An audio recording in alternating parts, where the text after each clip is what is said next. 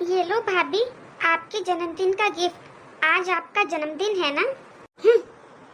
मायके के पैसों से मायके में ही गिफ्ट ऐसे जता रही है जैसे अपने ससुराल से लेकर आई हो। अरे दीदी, गिफ्ट लाने की क्या जरूरत थी?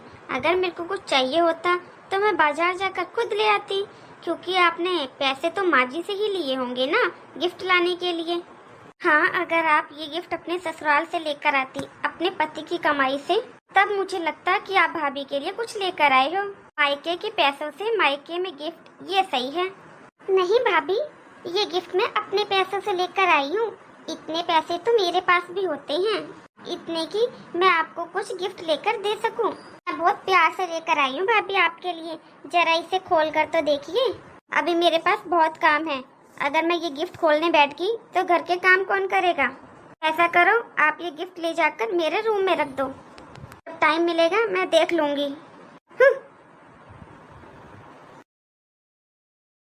पक्का चोरी के पैसों से गिफ्ट लाई होगी। ये भाभी क्या कह कर गई हैं? सच में भाभी ने ऐसा कहा था या ये मेरा वहम है? आप जो मेरे जन्मदिन के लिए मेरे लिए गोल्ड की इयररिंग लेकर आए थे ना, वो कहीं नहीं मिल रहे। बहू, तूने अच्छे से अपने कमरे में ढूंढ लिए ना? अरे अच्छे से देखो, वहीं पर होंगे। हाँ भाभी, आपके रूम में ही होंगे। आपके रूम में तो कोई जाता भी नहीं है। चलो मैं चलती हूँ आपके रूम में, मैं ढूंढवाती हूँ आपके साथ। दीदी, मैंने अपनी अलमारी अच्छे से ढूंढ ली है और जहाँ पर मैंने रखे थे वहाँ पर अब नहीं है। सुनिए जी, मुझे लगता है मेरे इयररिंग्स किसी ने चोरी कर लिए हैं, और मुझे पूरा यकीन है चोर घर के अंदर ही है, क्योंकि आज बाहर से तो कोई आया नहीं है। अरे बहू, ये तू क्या कह रही है? घर के अंदर भला कौन होगा?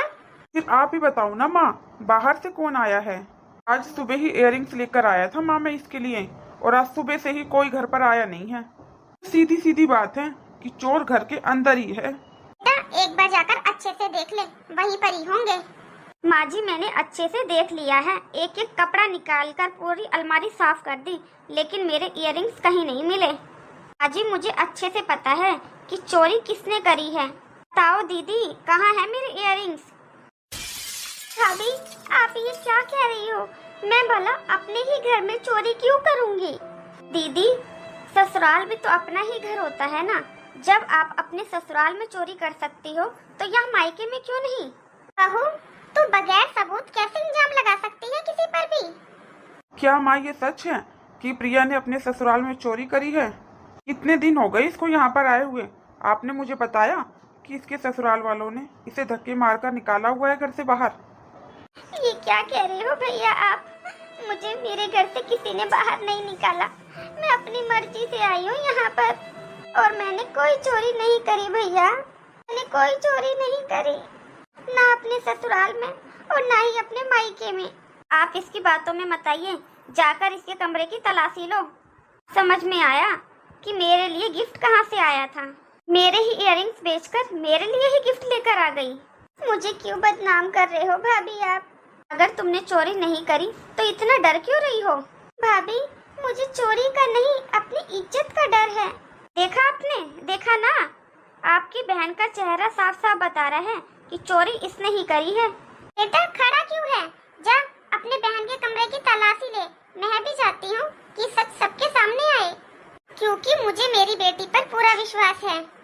माँ, आपको क्या लग रहा है? मुझे अच्छा लग रहा है अपनी बहन के ऊपर चोरी का इल्जाम लगाते हुए? आप बताओ माँ, फिर वो इयररिंग्स कहाँ गए? मैं आज सुबह ही इयररिंग्स लेकर आया था, पूनम ने अपनी अलमारी में रखे थे, और आज सुबह से अभी तक हमारे घर में बाहर से कोई नहीं आया है।